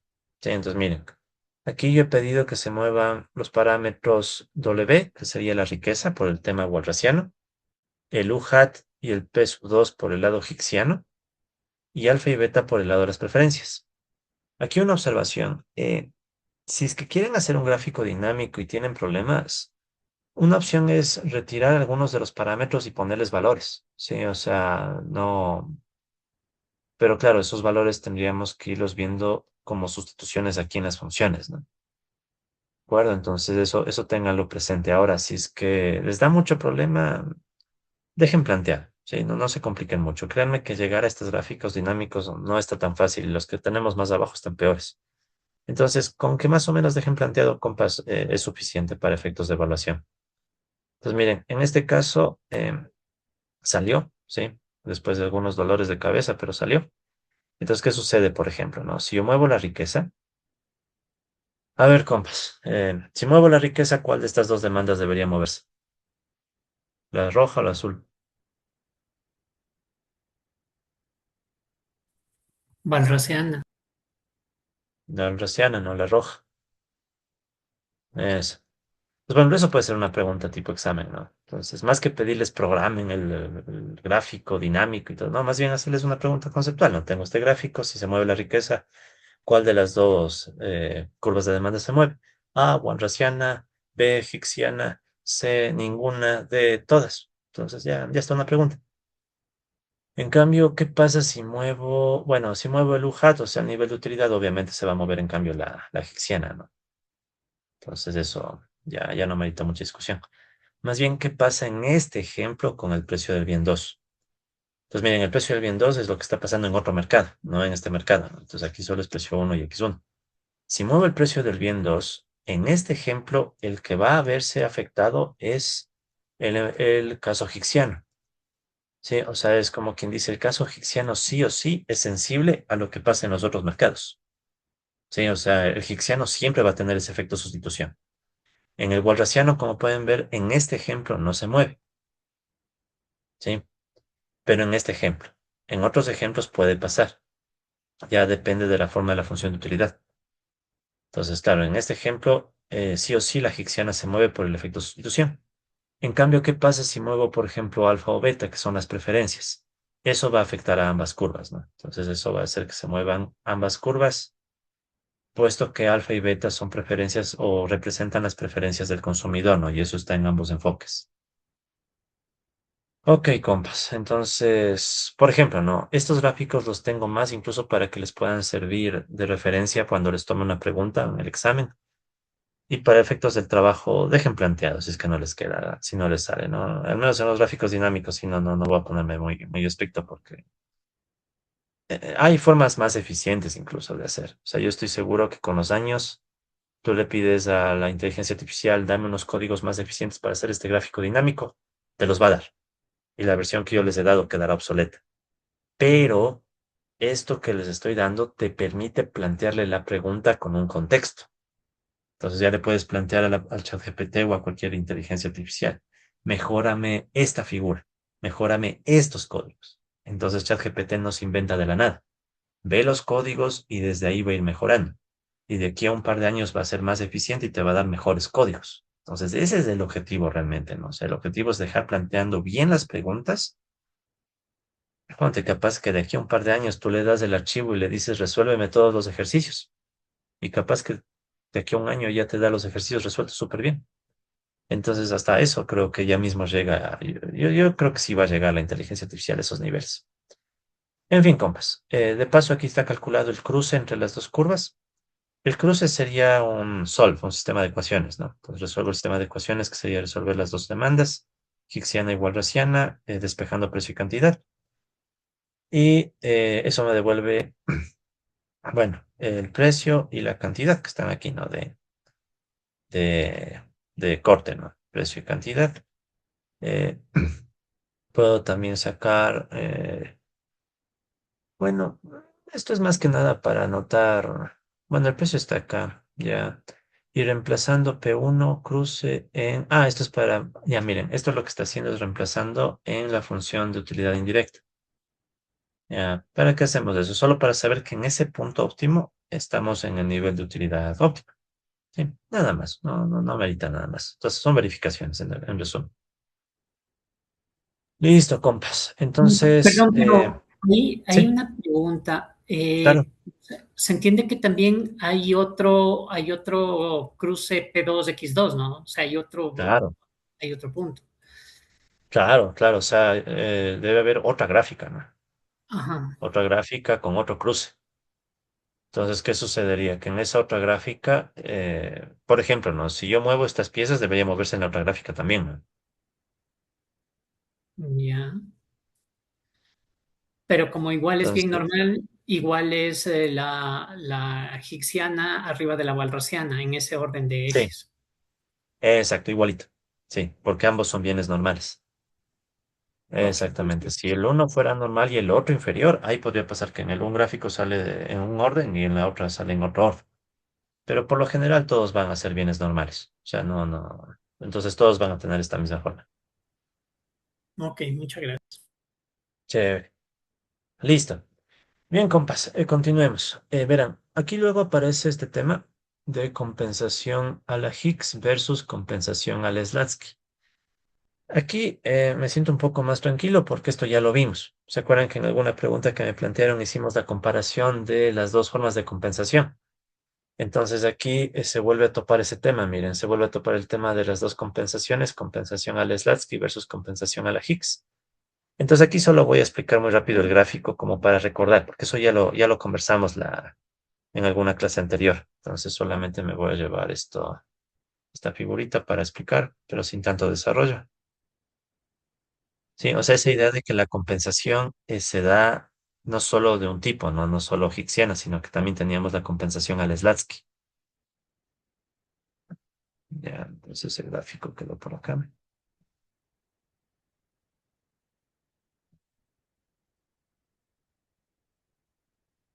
Listo. Entonces, sobre eso solo quiero recordar un poco la idea básica, ¿no? Esto ya más o menos lo conocemos. ¿Cuál era la idea? La idea siempre es, si me permiten, voy a resaltar la situación inicial. Entonces es la curva de indiferencia que no se va a mover. Y tenemos inicialmente este nivel de riqueza, ¿no? Ya. Entonces, ¿qué está pasando en esta gráfica? En esta gráfica tengo ese punto inicial. De ese punto inicial podemos ver que hay un cambio en el nivel de precios, ¿verdad? En este ejemplo, el cambio en el nivel de precios, ya, o sea, estamos pasando de un vector de precios P a un vector de precios P', y siendo más exactos, se está incrementando el precio del bien 1, porque si ven es el precio del bien 1 el que está bajando, es la capacidad de compra del bien 1 la que cae, ¿no? Entonces tenemos caída en el precio del bien 1. Sí, o sea, tenemos un P1' que es menor al P1 original, que hablo mayor. Caída, aumento de precios. Digo una cosa, escribo otra, Dios mío, a ver ya, P1', P1, ya. Entonces está subiendo el precio del bien 1, disminuye la capacidad de compra. Entonces esta sería como la nueva situación, ¿no? Ya. Entonces, luego de eso, ¿verdad? Venían las compensaciones. Entonces aquí pueden notar ya un poco más fácilmente que hay dos compensaciones, ¿sí? ¿Cuál es la compensación de Slatsky? La compensación de Slatsky, o bueno, empezamos con la de Higgs. ¿Cuál es la compensación higksiana? La que de aquí subía la riqueza para volver al nivel de utilidad que teníamos antes. ¿Sí? Entonces la compensación de Slatsky, en definitiva, esta compensación de Slatsky, que hablo de Higgs, sería esta, ¿no?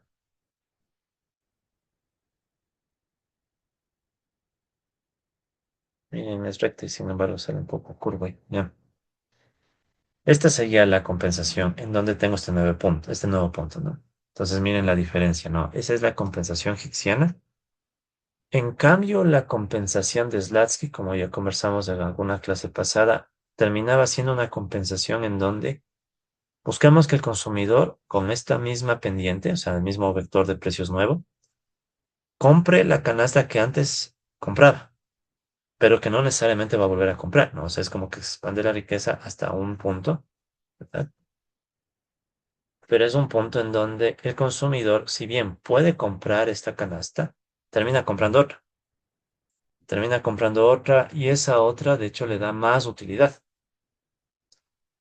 ¿Por qué sé que esa otra le va a dar más utilidad? Por, porque obviamente, ¿qué está pasando aquí, no? O sea, aquí lo que está pasando es que esa canasta es asequible, ¿verdad? Puedo comprarla, pero esa era la canasta que se demandaba con los precios originales. Con el nuevo vector de precios, el consumidor hace una nueva elección, ¿sí? Entonces, esa nueva elección que implica, si puede volver a comprar esa canasta, ¿verdad? ¿Ok? La compraría si tuviera el vector de precios original, pero como tiene nuevo vector de precios, pero también nueva riqueza, escoge otra canasta. ¿Qué otra canasta va a escoger? Entonces aquí ustedes podrían pensar en el supuesto de no saciedad local para verlo rápido, ¿no? Si estoy aquí, puedo comprar esta canasta, pero resulta ser que tengo nuevas opciones que antes no tenía. Toda esta parte de acá son nuevas opciones, ¿no? Nuevas opciones, entonces, ¿qué pasa? Que el consumidor puede explorar entre esas opciones hasta encontrar una mejor, lo que antes no podía hacer. El único caso donde esto tal vez no pase es si fuera una correspondencia, ¿no? Si toditas estas fueran todo un intervalo que se quedara ahí fijo, ¿no? Entonces el consumidor podría quedarse en el mismo intervalo, pero vamos a quedarnos en el caso de función, a un solo punto de solución. Entonces ya solo con este gráfico, sin tanto lío, podemos recordar, por tanto, que la variación de riqueza del tipo Slatsky para mantener el poder de compra, esta verde, terminaba siendo mayor a la compensación a la riqueza, ¿verdad? A la Higgs. Porque en el caso higksiano, en cambio, ¿qué hay que hacer? Compensarle, pero solo hasta que vuelva al nivel de utilidad antiguo. De hecho, miren, aquí vuelve al nivel de utilidad antiguo sin poder volver a comprar la canasta de antes. O sea, esa canasta quedó como no asequible si haces la compensación a la Higgs. Entonces, esto ya lo probamos. ¿Sí? Por eso mismo aquí solo estoy repitiendo un poco la lógica del gráfico. Ahora, esto, compas, lo demostramos en el caso de un cambio discreto o de un cambio fuerte. Ahora, ¿qué pasaría si el cambio en los precios, o sea, si este fuera un delta P1, digamos? Ya, si este fuera un delta P1. Ahora yo puedo plantearme la pregunta de qué sucede si no fuera un delta, fuera un dP1. O sea, fuera un cambio de precios, pero muy pequeñito, infinitesimal, de hecho. O sea, ¿qué sucede en ese caso con las dos compensaciones? ¿Ya? Entonces, más o menos, eso es lo que nosotros vemos en esta parte de acá. ¿Ya? Pues me voy a llevar un ratito esta parte de aquí, solo para empatar con lo que quiero explicarles ahorita. Esto, ya. Pues razonemos de un poquito la situación, ¿no? Entonces dice, ok, supongamos que tenemos una situación inicial, ¿ya? Tengo una situación inicial donde sé que se cumple la ley de barras. Entonces tengo P.X igual a W.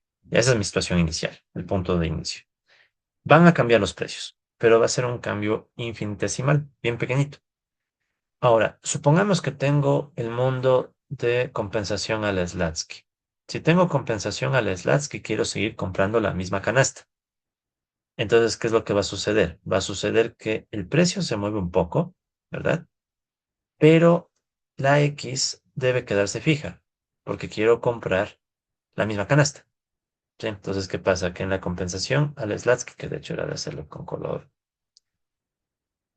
estoy peleado con todo, colores, todo ya. Entonces, aquí decíamos la Slatsky. Entonces, en esta Slatsky cambia los precios, la canasta se queda fija, ¿verdad? Y eso va a provocar un cambio en la riqueza.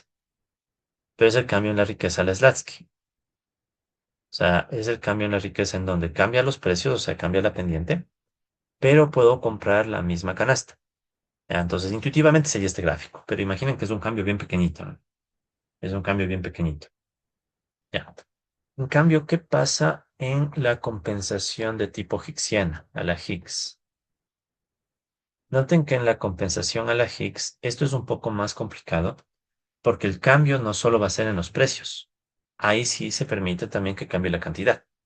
¿Sí? O sea, en la de Slatsky no, la cantidad, la canasta se quedaba fija porque quiero que el consumidor pueda comprar. Que la elija es otra cosa, pero podría. En cambio, en la de Higgs tengo que ver el cambio en precios, ¿verdad? El cambio en precios eh, de quién. Entonces, miren, aquí la cosa se pone un poquito más elaborada, ¿no?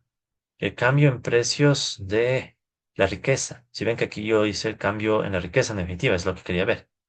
A ver, vamos a decir, ¿no? Entonces, quiero hacer primeramente ver cuál es el efecto de la compensación a la riqueza, la Higgs, ¿ya? Entonces, ¿cómo sacamos esto, no? Noten que en este caso, ¿verdad? Lo que va a cambiar, ¿sí? O sea, lo que va a cambiar son los precios, respecto a los precios. ¿De qué? ¿Qué es W? En el mundo higgsιano, recordemos, W está representado por la función de gasto, el gasto óptimo. P, U, GOR, ¿ya? Para mantenerme con la simbología que está acá, sería en esencia el cambio asumiendo que estoy en un punto. Imaginen que todo esto colapsa en un punto, ¿no? Es el punto óptimo. El punto óptimo analizado con derivadas. Es el punto en el que estoy evaluando las derivadas. Ya, siendo más exactos. O sea, es el punto en el que evalúo las derivadas. Ya. Entonces estoy haciendo esto y tomándolo o tomando en cuenta el efecto del cambio en el precio. Ya. Sí, que es lo mismo que está acá, ¿no? Pero estoy tratando de entender la intuición, ¿no? Entonces, ¿qué pasa? En el cambio de la riqueza en el enfoque higgsιano, como es el enfoque higgsιano, esto es un poquito más complicado porque ahora tengo que ver cómo cambia con el movimiento de los precios el gasto óptimo, porque ya no tengo una riqueza fija, ¿verdad? Es un gasto óptimo. Aquí van a cambiar tanto los precios como las cantidades. Pero en vez de complicarme la vida, ¿sí? En vez de complicarme la vida, dado que yo sé que W es E, reemplacé la E y aparte yo sé lo que es esto. O sea, habíamos nosotros visto que la derivada con respecto a los precios de la función de gasto, ¿verdad? Olvidándome el cambio en precios, ¿no? O sea, olvidándome esta ponderación respecto al cambio en precios. En definitiva, no era más que el vector gradiente de la función de gasto transpuesto, ¿no? Por temas de convención.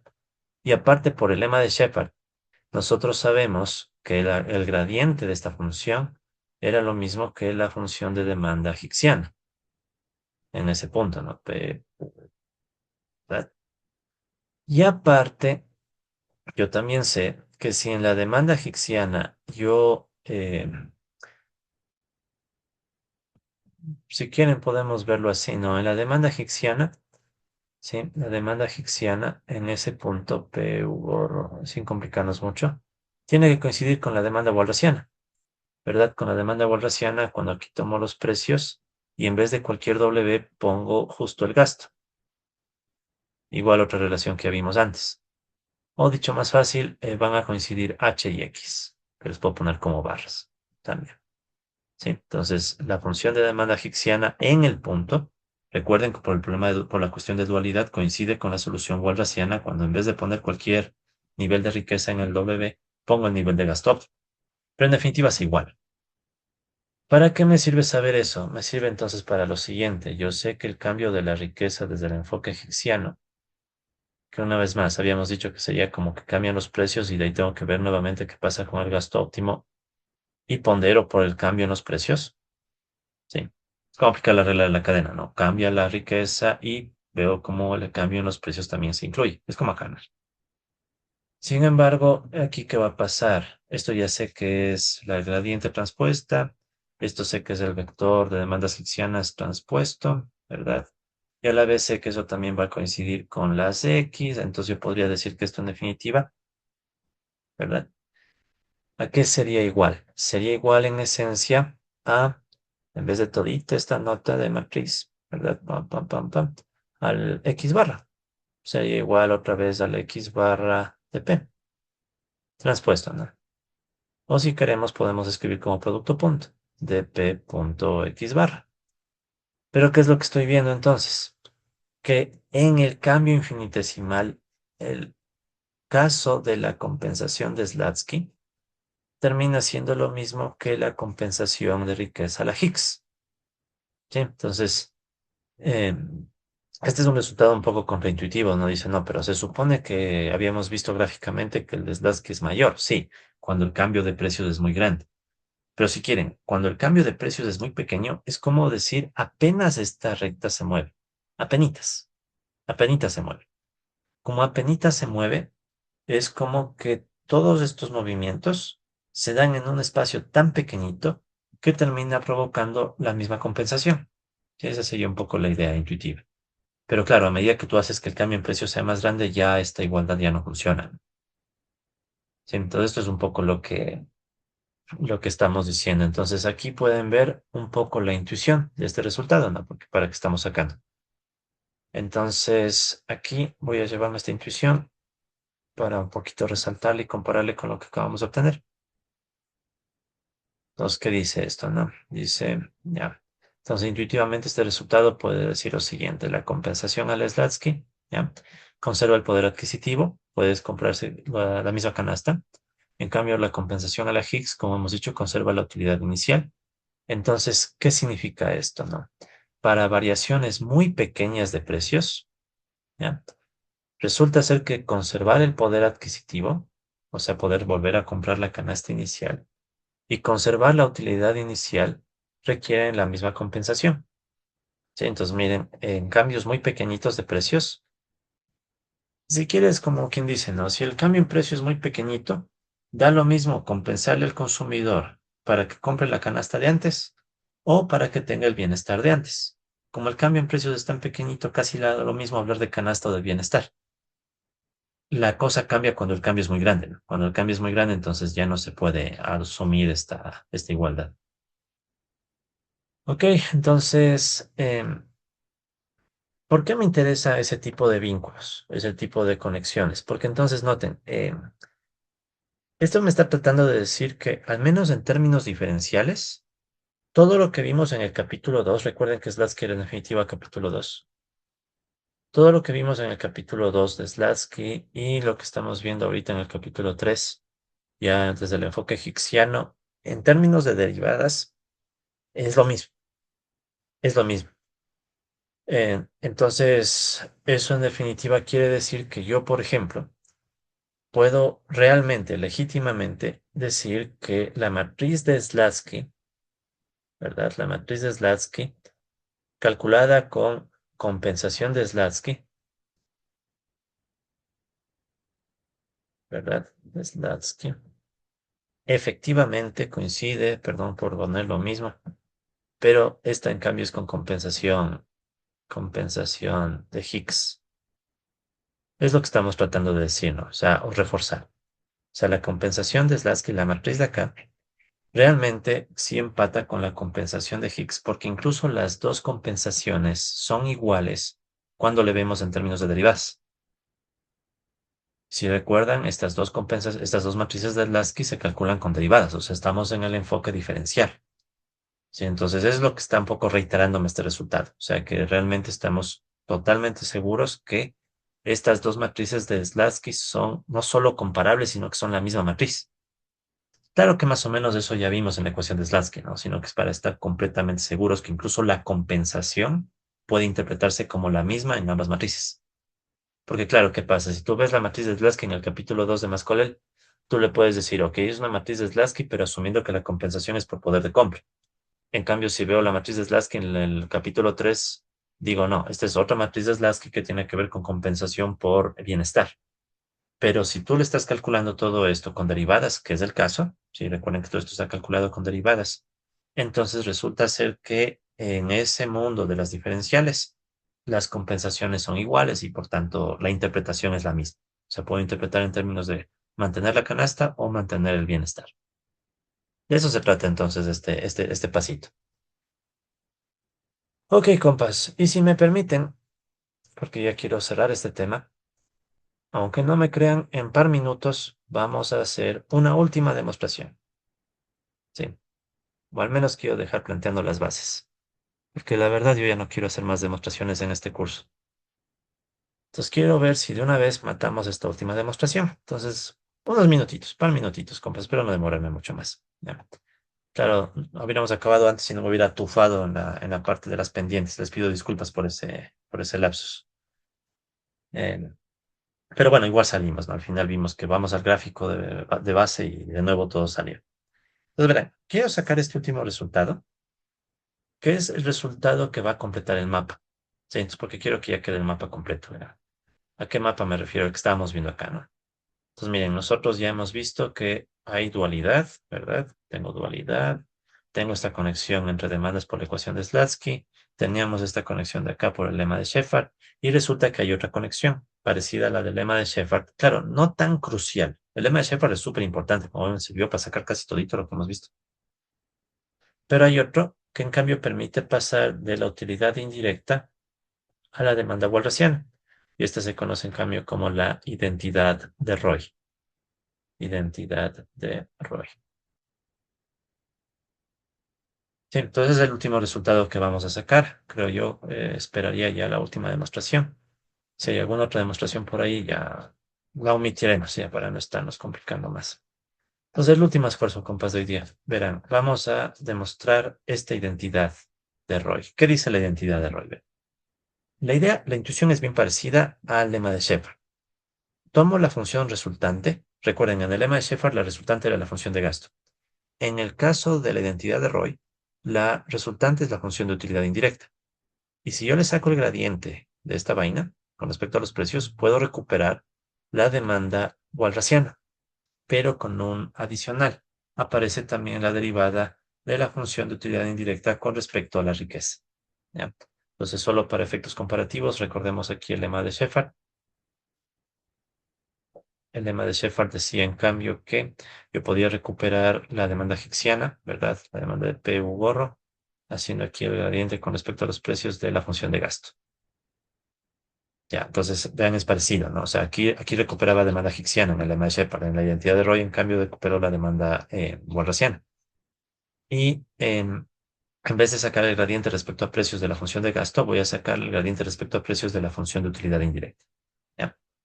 Entonces, esto lo hago súper rápido, más que nada porque ya la próxima clase quiero darle otro toque ya a los temas finales que vamos a ver. Entonces, verán, compas, vamos nosotros a partir, igual, ¿no? Vamos a partir nosotros que estamos en un punto óptimo. Entonces sabemos que en el punto óptimo, precios, cantidades, riquezas, todas coinciden, ¿no? Tanto en el enfoque de gasto como en el enfoque de utilidad. Y en particular, yo puedo decir que en el punto óptimo, la riqueza, que la voy a llamar W barra porque es en el punto óptimo, coincide con el gasto en ese punto óptimo. Y le voy a poner así, ¿no? Para indicar que estamos en el punto óptimo. En el punto óptimo es en el punto donde la demanda walrasiana coincide con la hicksiana. Ya. Eso entonces, ¿qué implica? Que si yo saco la función de utilidad indirecta, recuerden que esa función de utilidad indirecta me daba el nivel de utilidad máximo en el enfoque walrasiano de PW. Yo puedo reemplazar en el punto óptimo, ¿verdad? Por B de P gorro, y en vez del W sería el nivel de gasto óptimo. P igual. ¿Ya? Ok, entonces, ¿qué es lo que voy a hacer, compas? Voy a hacerle la derivada con respecto a los precios de esta ecuación. Entonces, yo saco la derivada con respecto a los precios de toda esta ecuación. Sí, la derivada con respecto a los precios de toda esta ecuación. ¿Qué me va a quedar? Entonces, una vez más, la regla de la cadena. Entonces, tengo que ver los encadenamientos. Si se mueve el precio, ¿qué efectos va a generar? Entonces, tengo que un movimiento de precios primero tiene un efecto inmediato en la función de utilidad indirecta. Y vemos además que el cambio en los precios tiene un efecto en el gasto y luego el gasto tiene un efecto en la utilidad indirecta. Entonces tengo que aplicar esta regla de la cadena.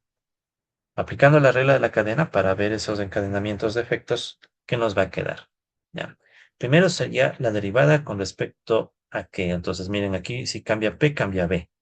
Eso sería entonces como decir la derivada con respecto a P, ¿verdad? Del B. P y el gasto. ¿Verdad? Pero ya no quiero escribir a cada rato el gasto, así que otra vez le voy a poner como riqueza. Más. Entonces, este que acabo de escribir sería el efecto directo. Este efecto de acá. ¿Ya? Entonces pongámosle con otro color. Entonces un amarillo. Ya. Entonces el efecto verde sería el efecto directo. Cambia el precio, afecta la utilidad indirecta. Y en vez de estar otra vez poniendo el gasto, le pongo W. En cambio, ¿qué tenemos adicional? Tengo primero que el cambio de precios va a afectar el gasto y luego el gasto afecta a la utilidad indirecta. Entonces voy a tener la derivada, ¿verdad? Con respecto al gasto, pero de una vez, el gasto es W también, de el B, ¿verdad? Y aquí, porque otra vez puse B, esto es P, ya, PW. Aquí otra vez PW, ¿sí? Y eso multiplicado por, entonces, miren, aquí tengo el efecto. Este efecto final, no, el gasto afectando a la utilidad indirecta. El gasto es lo mismo que la riqueza aquí. Y luego tengo que ver el efecto del precio sobre el gasto. Sí, sería por el efecto del precio sobre el gasto. La regla de la cadena. Entonces, todito lo que acabo de escribir sería el efecto azul. ¿Ya? Listo. Entonces, vamos pensándole un poco para ya ir resolviendo, ¿no? ¿Esto qué va a ser igual, todito este resultado que acabamos de obtener? Entonces, vamos notando lo siguiente, ¿no? Es en verde, este efecto que está aquí en verde, ¿verdad? Al final, bueno, y esto además a su vez, recordemos algo más, ¿no? Todito esto que estoy haciendo es igual a el nivel de utilidad óptima, ¿no? El U-gorro. O sea que si yo hago la derivada de todo esto respecto a los precios, todo es igual a cero. ¿Sí? Entonces todo esto es igual a cero. Así que, en definitiva, todita esta derivada se va a igualar a cero. Todito esto de acá, ¿no? ¿Ya? Se va a igualar a cero. Entonces, ¿a qué va a ser igual este cero? Entonces, esta es la derivada de todo esto con respecto a los precios. Este gorro se hizo cero, entonces por eso está el cero. Aquí que tengo en este verde. Este verde, si se fijan, cambia los precios, quiero ver cómo cambia la utilidad indirecta, pero este es un número, es solo un número, la utilidad es un número. Entonces, esto en realidad es el vector gradiente. Quiero el vector gradiente en precios de la utilidad indirecta, ¿verdad? P barra, perdón, W barra transpuesto por temas de que habíamos dicho. Si esta derivada la saco con respecto al precio, me queda de forma horizontal. Al transponer queda de forma vertical. Más, ¿y qué tengo aquí en lo que está de color azul? Tengo la derivada con respecto a W de esta función de gasto. Esto le podríamos llamar, si quieren, el gradiente de W, ¿verdad? Del B, P barra, W barra transpuesto, ¿ya? Y esto último sería, en cambio, el gradiente con respecto a P de la función de gasto igualmente transpuesto. Todo transpuesto, ¿ya? ¿Por qué sé que es gradiente? Porque igual, B es un número, entonces esta derivada se vuelve un gradiente, y de hecho ni siquiera es un gradiente, vamos a ver que esto solo es un escalar. Y este último, en cambio, ¿qué es? Es lo mismo, de la derivada con respecto a los precios de un número, entonces es el gradiente. Entonces, compas, ¿qué va a quedarme esto? Cero igual. Aquí voy a dejarle como está. Sería el gradiente respecto a P de la función B. Voy a quitar las transpuestas, ¿no? Todo le transpongo Ya no tengo problema de transpuesta, si a Twitter lo vuelvo a transponer y el 0, bueno, sigue siendo 0.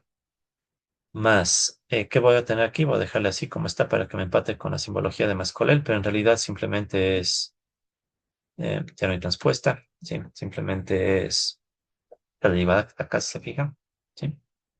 Es una derivada, solo que Mascolel quiso ponerle como gradiente. Ya vamos a ver qué mismo queda aquí, ya, y este de acá, entonces aquí miren, para ya no hacerles el cuento muy largo y les pido disculpas si me demoré de más. Lema de Shepard de nuevo. Por el lema de Shepard, yo sé que esta vaina de aquí solita se va a volver la demanda hicksiana. Entonces aquí vendría el H de P UGOR.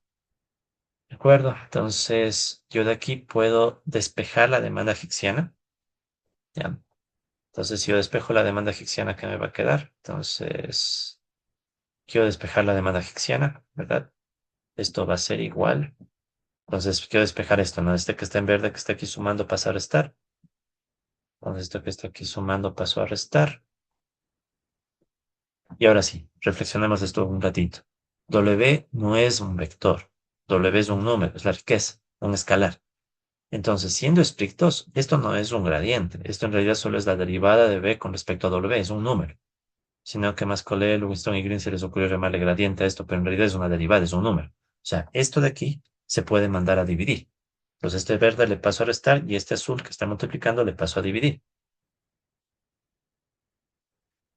¿Sí? Porque repito, el W no es un vector, el W simplemente es un número, un escalar. Es la P, es la diferencia con P, miren, P era un vector de precios.